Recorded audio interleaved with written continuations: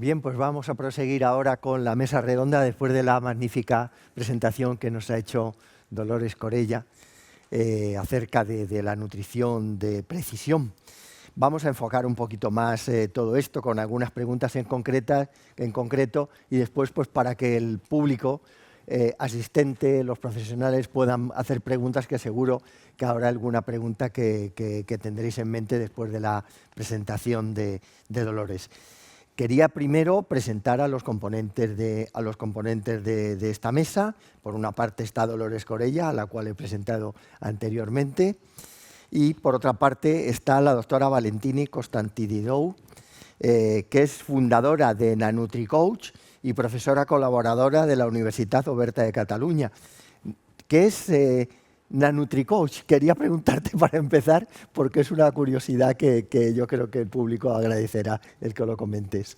Pues al principio, gracias también por la invitación. Es muy importante que aparezcan, que hayan este tipo de actos para la información del público, pero también para los profesionales de la salud.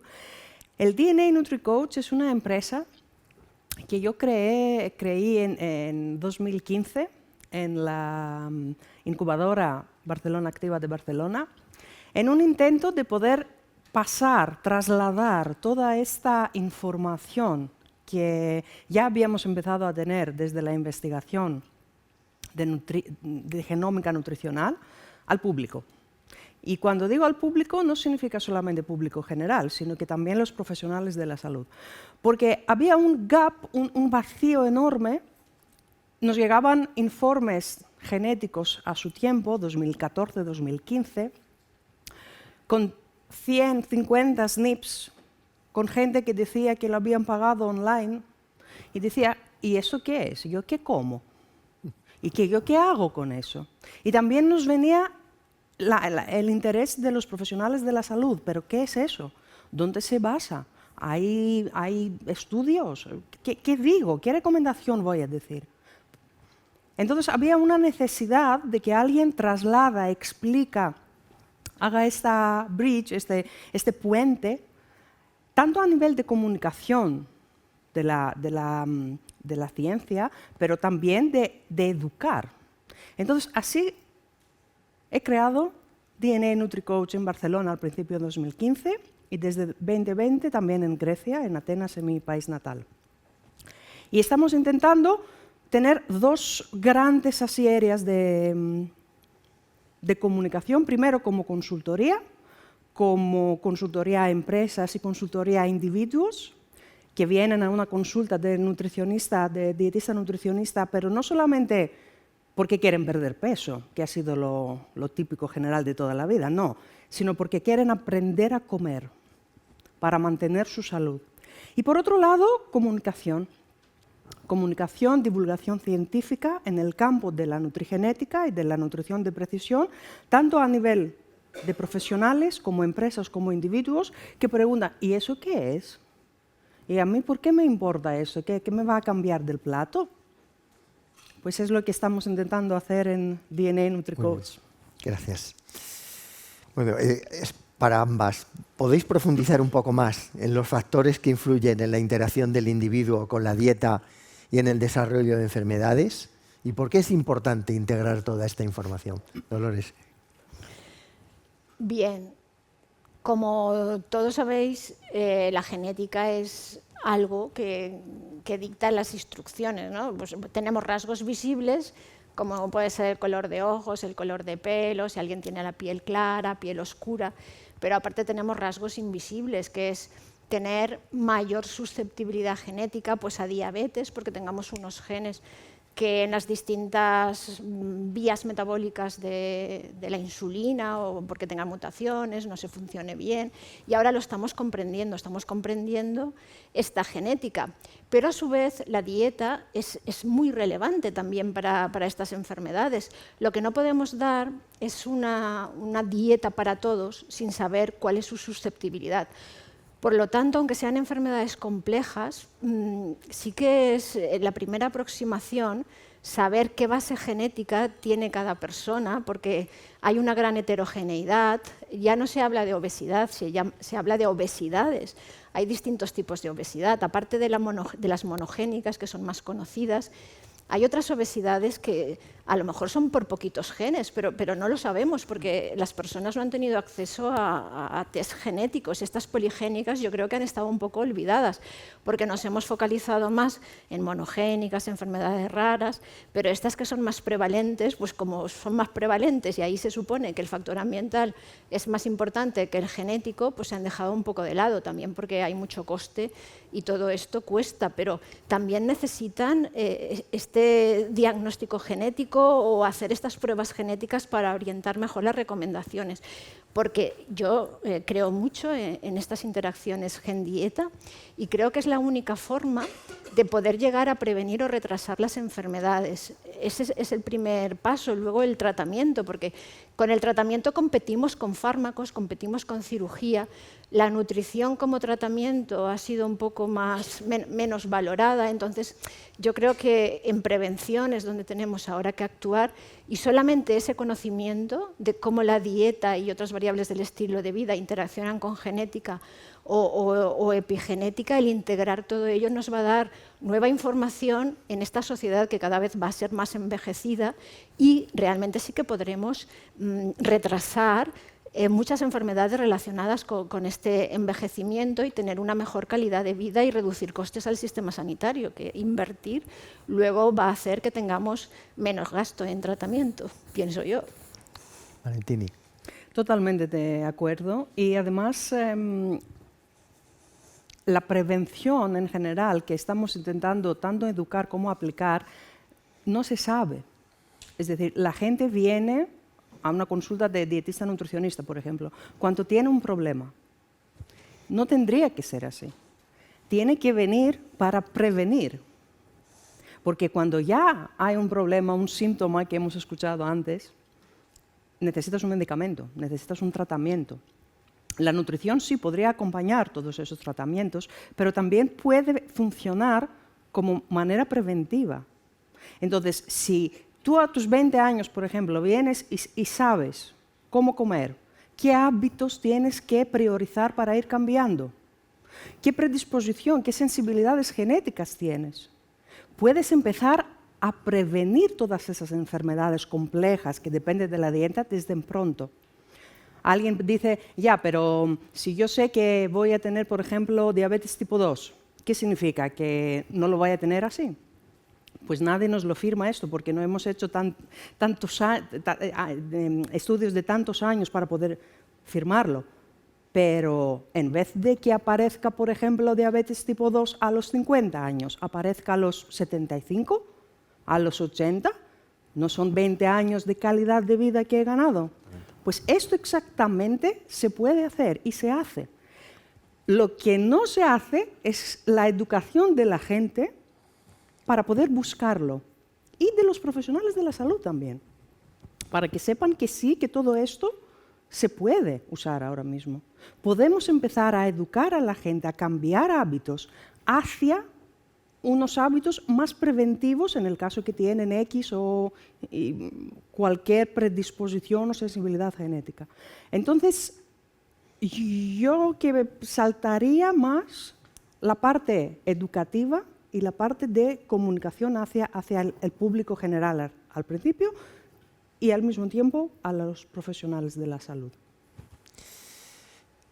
Aunque ha sido ya, yo creo que muy bien abordado por la presentación que ha hecho la doctora Corella, ¿cómo podíamos concretar qué relevancia tiene la nutrición de precisión en la medicina personalizada de precisión? ¿Por qué es importante avanzar en su estudio? Aunque sea redundante por las cuestiones que habéis ya explicado muy bien cada una de vosotras. Sí, bueno, en este marco general de medicina personalizada de precisión, que es el nombre oficial que tenemos en España, a mí me gusta porque incorpora personalizada, de tener en cuenta características del individuo que no tienen por qué ser basadas en marcadores ómicos, y luego precisión, que es más de estos marcadores ómicos. La nutrición es importante porque ya sabemos que la nutrición es el principal factor de riesgo de muchísimas enfermedades, incluso de los cánceres, cáncer de estómago, cáncer de colon, otros tipos de cáncer. La nutrición es muy relevante. Entonces, el incorporar esta nutrición personalizada de precisión nos va a ayudar mucho en la prevención de estas enfermedades. Y luego, otra cosa muy importante que estamos viendo es que en nutrición, incluso lo que nos gusta, está determinado genéticamente o epigenéticamente. Nosotros nos hemos dedicado desde hace muchos años en conocer qué factores hacen que a una persona le guste determinados alimentos, porque lo que hemos visto es que las personas comen lo que les gusta. Y entonces, aunque encontremos la mejor dieta, la dieta esta que nos haga el computador este cuántico de qué es la ideal para el genotipo, luego la persona se la tiene que comer. Y si tú le pones ahí un alimento que no le gusta, aunque lo haya diseñado el computador cuántico este, no se lo va a comer. Hay que ver qué es lo que determina. Los sabores están determinados genéticamente. El sabor amargo es la asociación más importante que tenemos, que antes cuando me han preguntado, no sé si sabéis que se utilizaba la percepción del sabor amargo como prueba de paternidad, porque hay una asociación genética muy grande. Si el padre no percibía sabor amargo y el hijo sí, pues ahí pasaba algo. Y entonces, sí, en los orígenes está así. Y entonces hoy en día era por la supervivencia, porque cuando se ponían a comer nuestros antepasados, si comían una planta que era venenosa, normalmente tenía sabor amargo, los que la detectaban dejaban de comer y sobrevivían y los demás pues fallecían. Entonces, el incorporar todos estos elementos que vamos descubriendo en nutrición de precisión nos sirve para educar mejor, porque cuando tú le dices a un joven que tiene que comer de determinada manera, como no le acierte su dieta a lo que a él le gusta, no la va a seguir. Y si encima, aparte de conocer su predisposición, por qué rechaza unos alimentos, por qué no, tú le estás diciendo que pues, tiene un gen, como ella decía, más susceptibilidad genética, un gen o varios, o como lo podamos hacer, a diabetes, pues puedes focalizar mejor la educación nutricional, porque si hacemos sesiones grupales, pues uno se dará por aludido o no, pero si esa persona se conciencia de ese riesgo, pues puede hacer más caso. O poner más horas de educación nutricional. Todo esto va a contribuir muchísimo a la medicina de precisión, pienso yo. Correctamente. Correcto. Y quería compartir unos casos así clínicos de esto de adherencia. Mucha gente, muchos profesionales de la salud dicen que no tenemos guías para la nutrigenética. Es verdad, no tenemos guías, pero ¿qué tipo de guías? Un nutricionista, por ejemplo, tiene que montar una dieta con X kilocalorías, con X microgramos de micro-macronutrientes, etc. Eso no pasa en la nutrigenética. Y yo tampoco creo que va a pasar de esta manera, ¿verdad? Es decir, no podemos esperar las guías con la idea que ya las hemos usado desde hace muchos años en la práctica clínica. Pero ¿qué pasa? Cuando viene una persona y no le das una dieta copy-paste como le dabas a todo el mundo hace muchos años, sino que empiezas a preguntar, ¿qué te pasa? ¿Qué te gusta? Vamos a cambiar esto. Vamos a poner prioridades, que si tenemos que cambiar 10 cosas, no vamos a empezar por los 10, vamos a empezar por lo que te resulta más fácil. Empieza la persona a adherir. Y aunque adhiera en 2 o 3 cosas súper fáciles y súper simples, aunque te pasaría a la mente decir, pero ¿esto era? Pues sí, porque antes no lo hacías y ahora, por alguna manera, como ya la información que has recibido está para ti y no está copy-paste para todos, ya te ha quedado como que sí, que voy a hacerlo. Y adhieres. Y esta adherencia es lo que te va a cambiar los hábitos y que te va a ayudar a poder entender que, oye, para mí esto funciona, ¿eh? Y para mí esto es importante, a lo mejor para ti no, pero para mí sí que y lo voy haciendo. Entonces, la adherencia que podemos conseguir mediante estas herramientas de precisión, hasta poder llegar a tenerlas todas bajo un algoritmo, una inteligencia artificial así más completa, nos sirve de prevención. Es decir, en la práctica clínica sirve esto. Aunque es pequeño, pero sirve, se puede aplicar. Muy y bien. se aplica, vamos. A vuestro juicio, ¿cuáles son los elementos clave que han favorecido el desarrollo de la nutrición de precisión? Por ejemplo, ¿qué papel han jugado, aunque el Dolores lo ha dicho anteriormente, las ciencias ómicas en su desarrollo?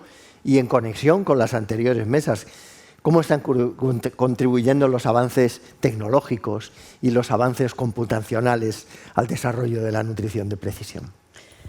Bueno, como he comentado antes, yo he podido seguir la evolución del nacimiento de la genómica nutricional, que ahora se llama nutrición de precisión, bueno, la aplicación a la nutrición de precisión, y los avances han sido cruciales. Desde un polimorfismo que con los geles de agarosa, pues si tenías que hacer 5.000 participantes a 40 por gel, porque poníamos 20 arriba, 20 abajo, y eso tardaba en correr, pues ahora que lo haces súper rápido con un chip que te hace millones de polimorfismos, las imputaciones, todo eso, y cada vez más económico, ha contribuido sin duda porque podemos hacer más estudios, porque ahora lo que tenemos que tener claro es que estamos todavía en la etapa de investigación, estamos generando conocimiento para luego aplicarlo a la traslación. Sí que es verdad que en las enfermedades, los errores congénitos del metabolismo y unas pocas monogénicas sí que se está pasando ya a la acción y se interviene, pero en la mayoría de las poligénicas, como son tan complejas, estamos en etapa de investigación. Si las pruebas genéticas no fueran tan económicas como están siendo, si la epigenética no estuviera bajando de precio, si la transcriptómica pues, no tuviera mejoras como tenemos ahora, que los resultados son más fiables, si la proteómica no bajara de precio, que está bajando, y toda lo paralelo de computación y todos los algoritmos que se puedan desarrollar, pues no tendríamos nutrición de precisión porque todavía estaríamos ahí contando las bandas a ver qué salía. Entonces ha sido crucial, pienso yo, y tenemos que aprovechar esta oportunidad porque es que nunca hemos tenido este nivel de tecnología. Entonces es comunicarnos, eso es súper importante. Yo en la charla he aprendido un montón en la mesa anterior, porque yo creo que uno de los futuros de la computación cuántica es ayudarnos en la nutrición de precisión, porque aquí todo está correlacionado. No es determinismo. Un gen se puede asociar con una enfermedad siempre que tu dieta sea de una determinada manera y no sea de otra, pero aparte hay otro. Es la complejidad que tenemos que hablar, ¿eh? Aquí tenemos que hablar y obtener colaboraciones. Y ahora te paso la palabra. Por supuesto, y el fenotipo que hemos escuchado también por la mañana. Es decir, una persona que come, no solamente come, sino que duerme, tiene problemas psicológicos de trabajo, tiene estrés, tiene ansia, o no duerme, o hace ejercicio físico, no hace, le gusta algunas cosas, no le gustan. Es decir, el fenotipo es súper detallado y por eso ha sido uno de los problemas que tenemos en los estudios de intervención, cómo definirlo. Y cuántas variables vamos a poner en este SPSS para analizar y cuáles. Y claro, por ejemplo, algo que estamos viendo en la práctica clínica también. Una persona dice que yo hago una dieta de 1.000 calorías, 2.000 kilocalorías, lo que sea, y al final tu problema es que estás comiendo muy rápido. Esto es una pregunta que tenemos que tener en cuenta, de que si consumas 1.000 kilocalorías en 5 minutos, que en 20 o 25 no das los mismos señales a tu cerebro, a nivel neurobiológico. Son cosas que cuando quieres ayudar e incorporar todos los detalles, así, características de cada persona, personalizar, digamos, el tratamiento, tienes que tenerlos en cuenta. A nivel de la consulta de nutricionista-dietista, las kilocalorías ya es el último. Es decir, hay tantas cosas que definen el fenotipo de la persona, que por ejemplo quiere perder peso, quiere tratar problemas digestivos o bajar su colesterol o cosas así, que no estamos hablando de kilocalorías, que ha sido lo típico, lo básico de hace muchos años. Entonces, definir bien el fenotipo, definir bien el genotipo y mezclar todo esto junto con todas las otras ómicas. Por supuesto, necesitamos las cuánticas, la inteligencia artificial y quizás mucho más. Es una complejidad que yo creo, pues corrígeme si me equivoco, que esto se va expandiendo, ¿no? No se va haciendo menor, se va haciendo mayor. Increciendo. Claro. Sí, una cosa, si me dejas añadir, aparte, los horarios de las comidas, porque antes no se le daba importancia, aunque pensemos que esto se sabía de toda la vida, pues en los estudios antes no preguntábamos nunca a qué hora desayuna usted, a qué hora come, a qué hora cena. Esa información no la teníamos. Ahora se está empezando a preguntar. Primero también porque las personas tenemos un cronotipo. Hay personas que son búho, otros son alondra, y eso lo tenemos muy determinado genéticamente, y estamos viendo la relevancia del cronotipo, cómo influye en nuestros hábitos y también en los horarios de comida. Esto no se había preguntado hasta ahora, entonces ahora se ha puesto más de moda con todo lo que conocéis del ayuno intermitente, que si hay que comer todos los alimentos en poquito espacio de tiempo, en 8 horas, por ejemplo, y dejar todo el resto para que funcione la autofagia, porque ya sabéis que la autofagia es lo que nos va a limpiar, si nosotros estamos constantemente picoteando, pues no funciona la autofagia. Es como si estáis en una casa y montáis una fiesta y decís, la fiesta aquí a las 12 de la noche se tiene que acabar, que tengo que dejar la casa limpia, que vendrán mis padres por la mañana. Ah, pues vale, tenéis tiempo de limpiar. Pero como estáis todo el rato, uno entra, uno sale, no, es que yo en la calle hace frío, me voy a quedar un rato, no vais a poder limpiar, va a ser un desastre y luego os van a pillar. Entonces, con las comidas igual, necesitamos la autofagia para que nos quite todas las proteínas y todos los restos que se han estropeado. Y eso solamente se consigue con un tiempo de ayuno, que puede ser por horas, que ahora está muy de moda, o dejar un día de ayuno, todas esas cosas ella os lo explicará mejor. Y como se está popularizando a nivel de Estados Unidos y de las terapias antienvejecimiento y todo eso, pues ya estamos preguntando en los estudios epidemiológicos cuándo come cada uno y luego ya sacaremos la información. Y sí que hay polimorfismos que ya se han empezado a detectar. Entonces, a lo mejor a una persona tienes que aconsejarla que, oye, a lo mejor empiezas a cambiar tu horario y no lo que comes. Empiezas por eso. Y ves que de repente, pues mira, esto me ha sentido mejor. Otra vez, adherencia. Consigues la adherencia que hasta el momento la persona no la ha conseguido. Y esto pasa muchísimo con la obesidad. Yo veo muchísima gente con el efecto yo-yo, si lo conocéis, el efecto de que están hartas de perder peso, ganar peso, perder peso, ganar peso, y dicen, ¿pero qué hago mal? Pues no voy a hacer nada. No, vas a hacer lo que tu cuerpo va a sentir mejor. Y esto depende de los horarios, de tu capacidad, de tu psicología. Unas herramientas de coaching, por ejemplo, que en DNA NutriCoach los estamos incorporando. Son herramientas súper simples, ¿eh? No hemos reinventado la rueda, sino que una vez que empiezas a darlas, la persona cambia. Cambia la manera, su relación con la comida. ¿Cómo ha aprendido a comer? ¿Cuánto rápido? ¿En cuánto tiempo?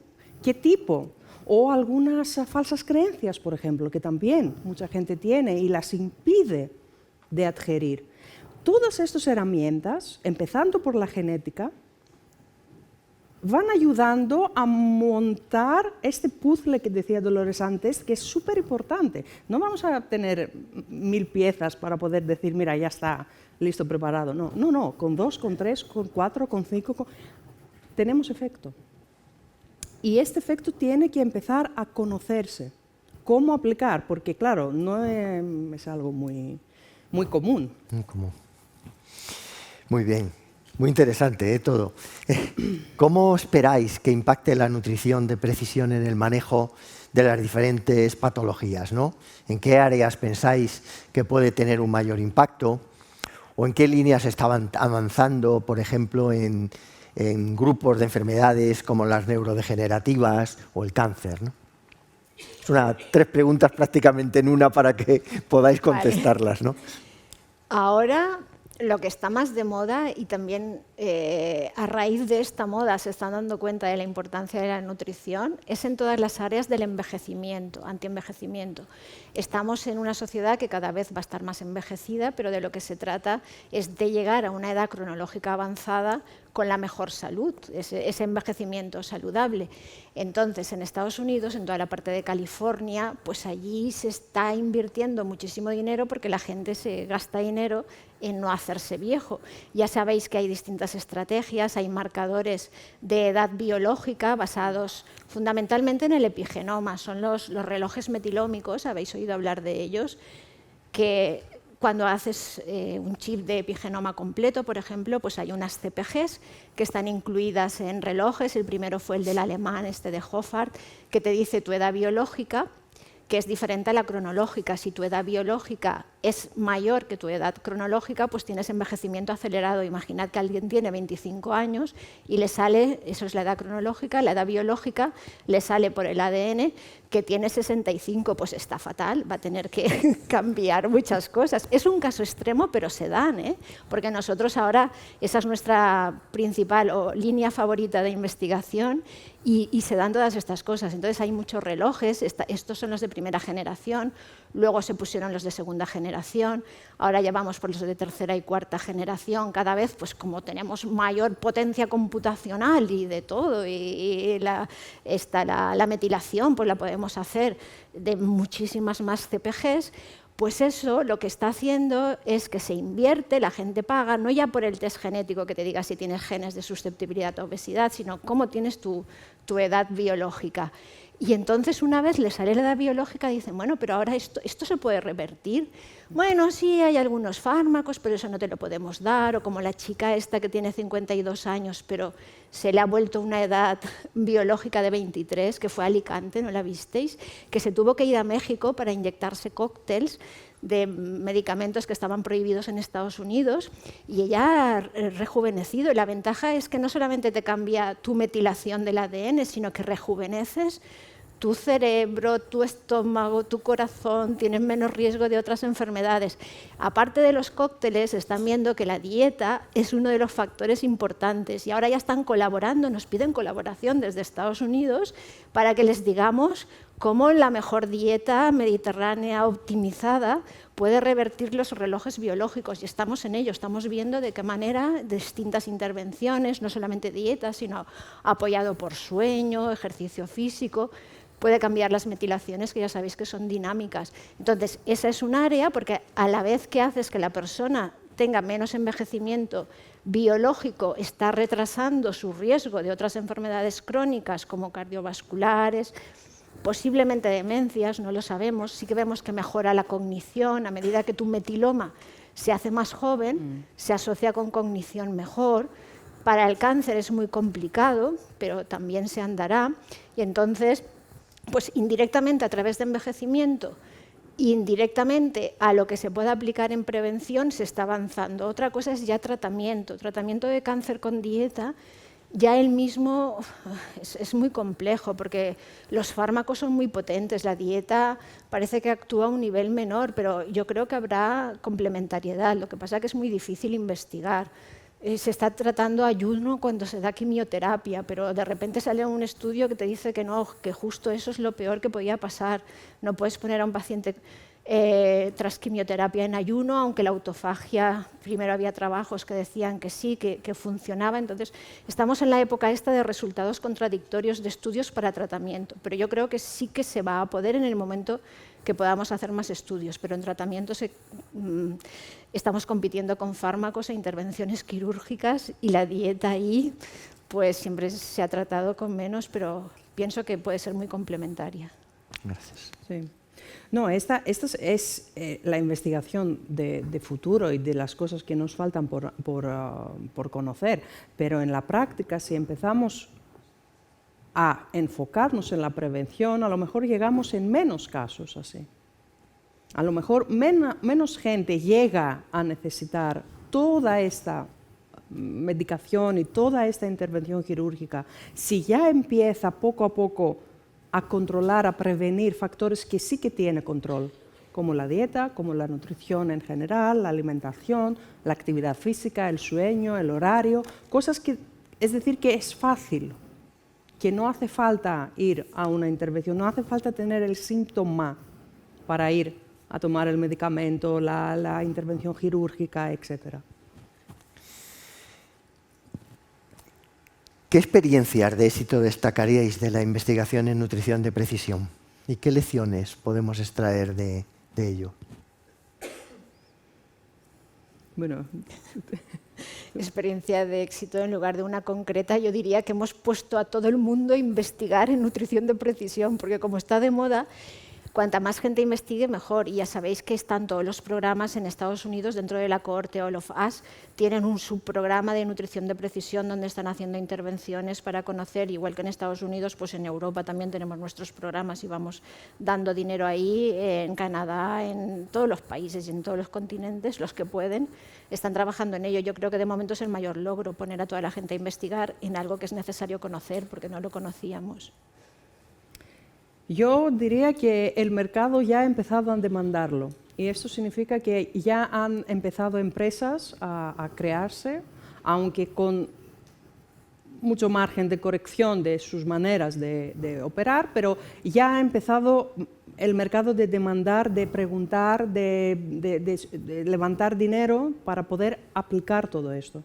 Lo cual significa que viene de una fuente y unos datos de investigación potentes, que ya de las últimas décadas que ya tenemos, y creo que es un logro y además es lo que estamos esperando cuando estamos haciendo investigación, ¿no? Para que sea útil, aplicable.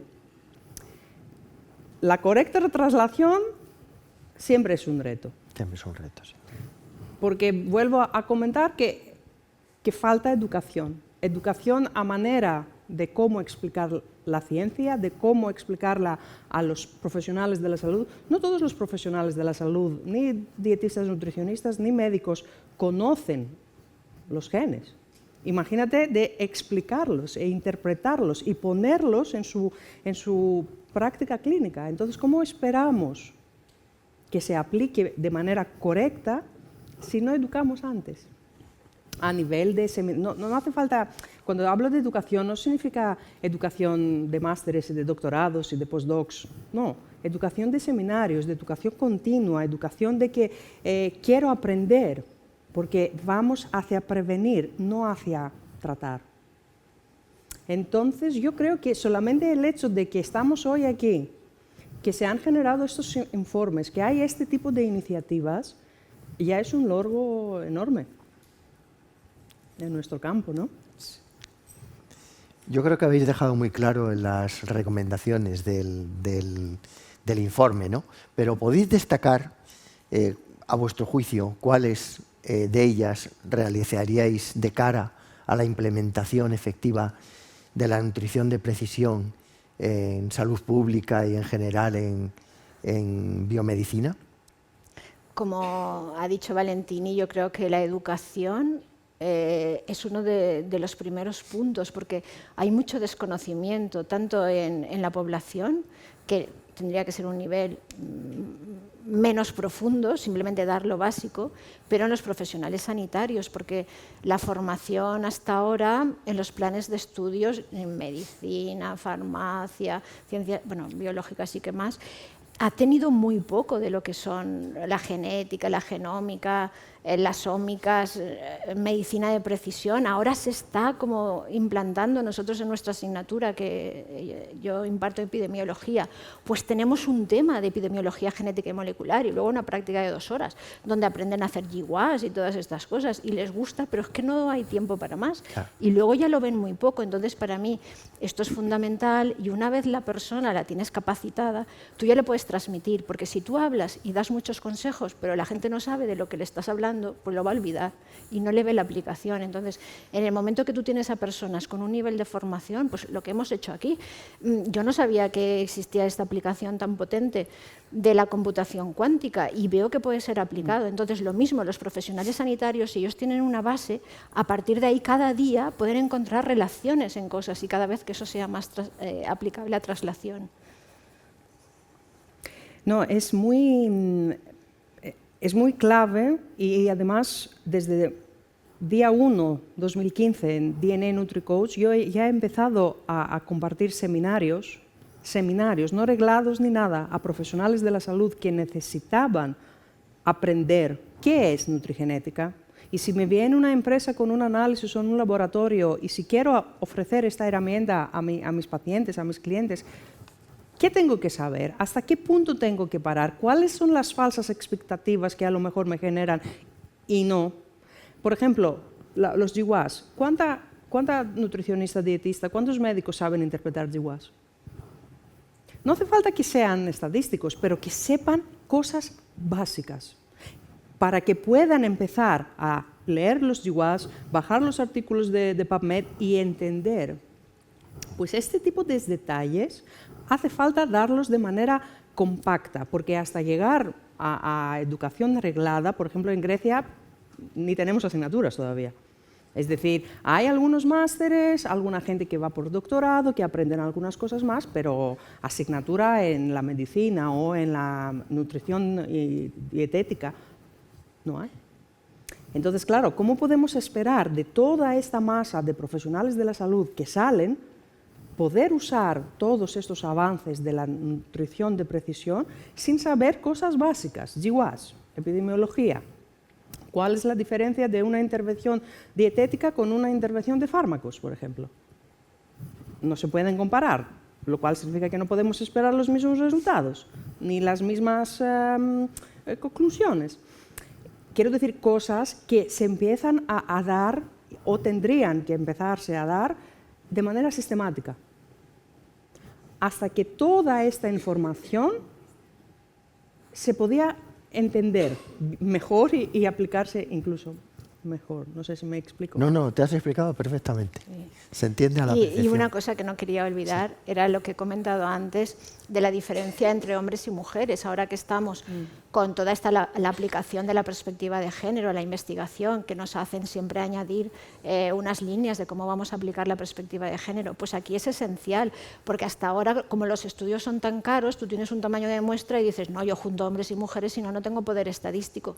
Pero hay que intentar estratificar, porque sí que he visto, a mí siempre me gusta analizarlo por separado, porque cuando es homogéneo dices, si pasa en hombres, si pasa en mujeres, esto seguro que es y va para todos, pero muchas veces te encuentras con esa heterogeneidad, que sí que la tenemos que aprender y aplicar específicamente, porque es una forma de personalizar, y hasta ahora la nutrición tampoco había tenido en cuenta la personalización. De hecho, los CFCAs, los cuestionarios de frecuencia de consumo de alimento, tienen las mismas raciones para todos, para hombres que para mujeres, entonces no se está midiendo bien desde el principio. Esto también se tiene que incorporar y mejorar. Muy bien, pues vamos a pasar las preguntas al público por si alguien quería realizar alguna. Fernando.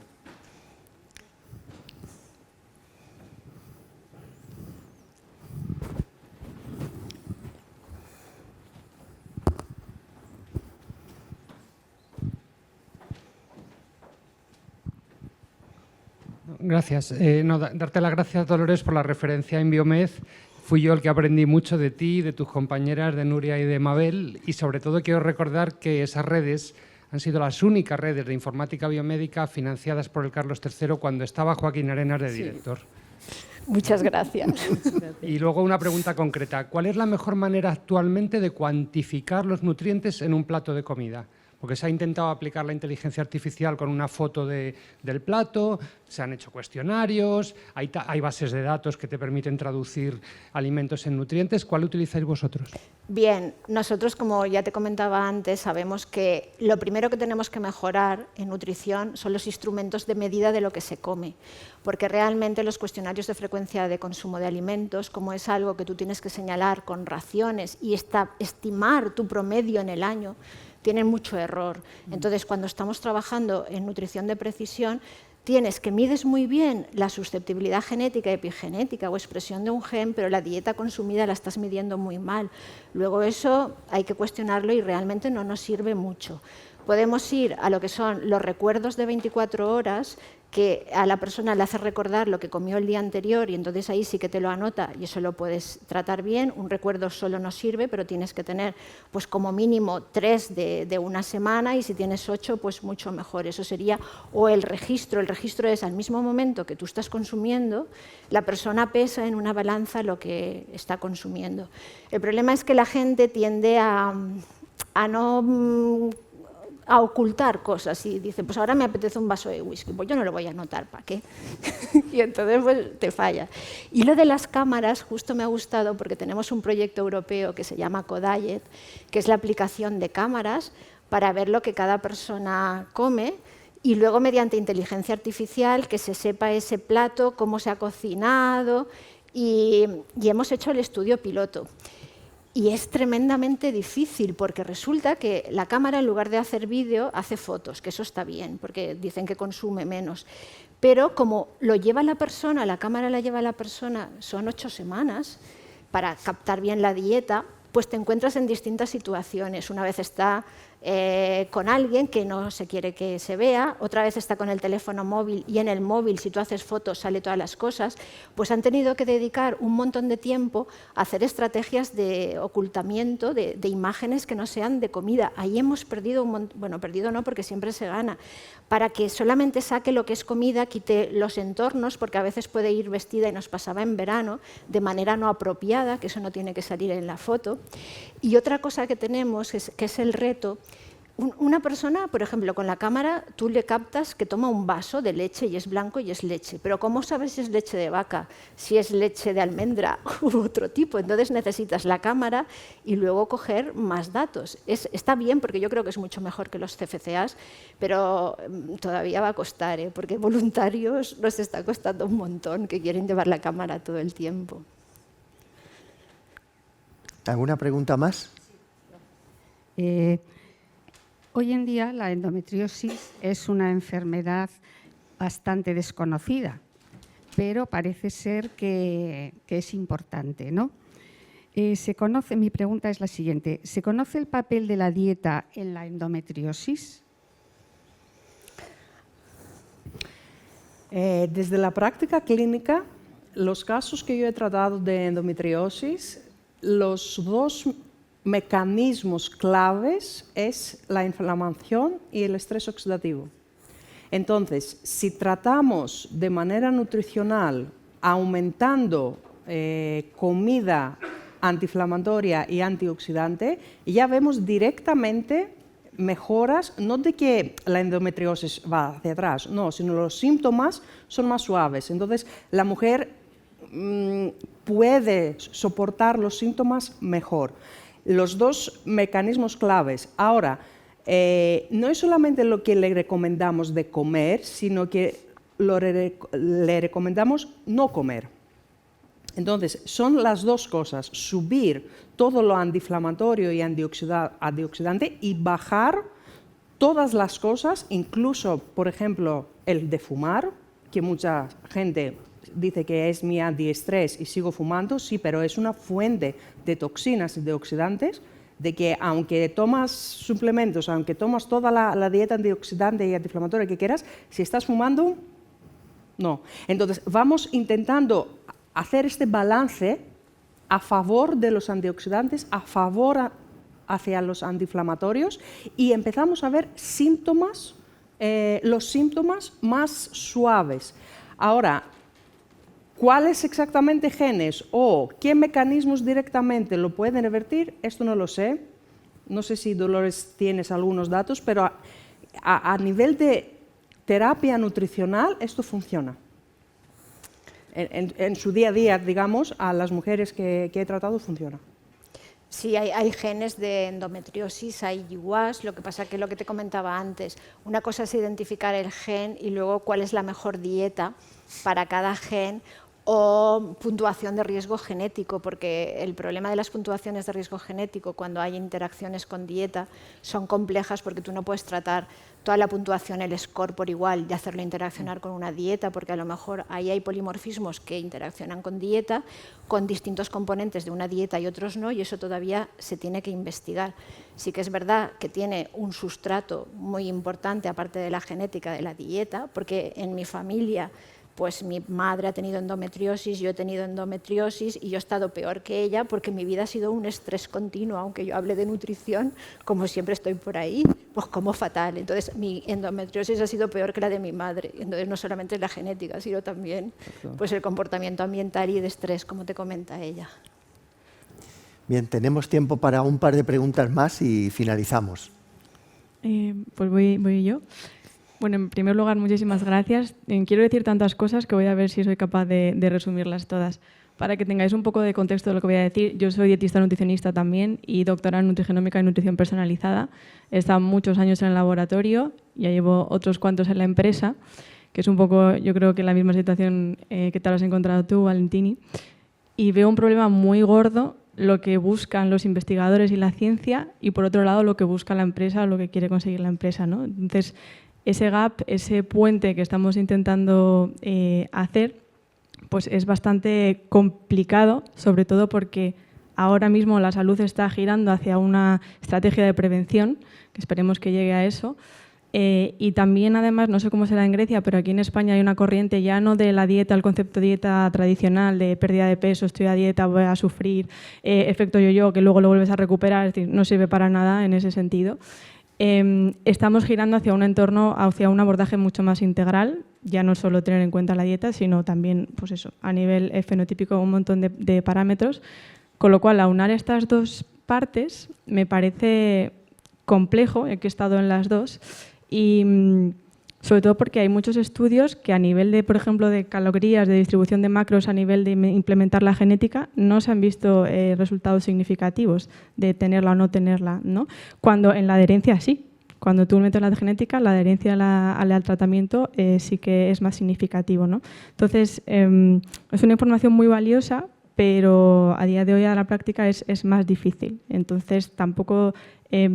Antes había muy pocos SNPs, se conocían, cada vez conocemos más, ahora ya podemos estudiar un montón y de hecho va de eso, ¿no? Porque uno solo aislado para este abordaje integral pues nos va a resultar mucho más difícil que luego esa persona se adhiera y por tanto pueda conseguir los resultados.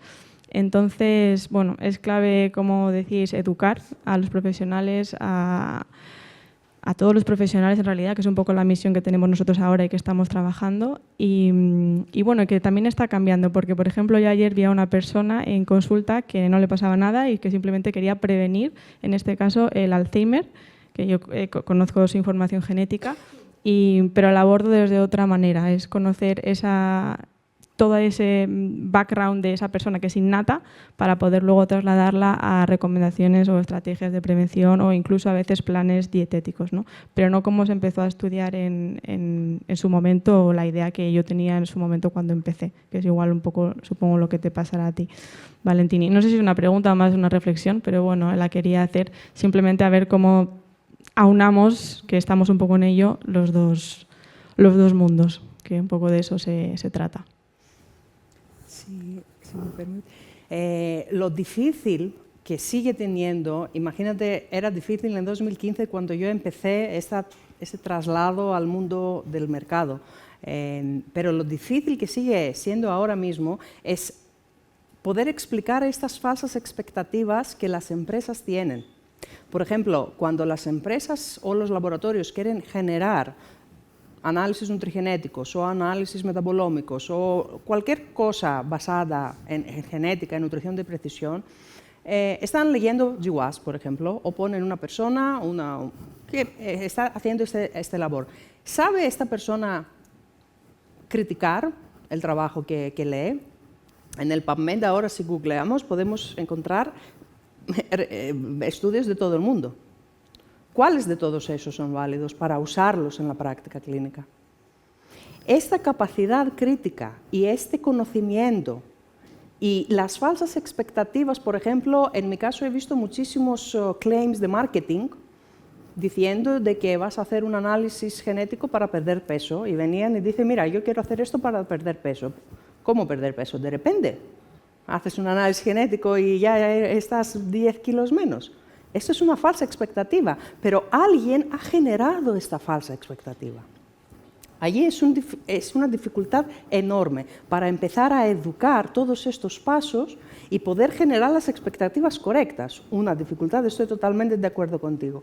Otra dificultad es que tú y yo, por ejemplo, somos dos ahora mismo aquí dentro. Allí fuera, ¿cuántas personas han tenido tu educación y tu conocimiento de profesionales de la salud, quiero decir, para poder tener la diferencia?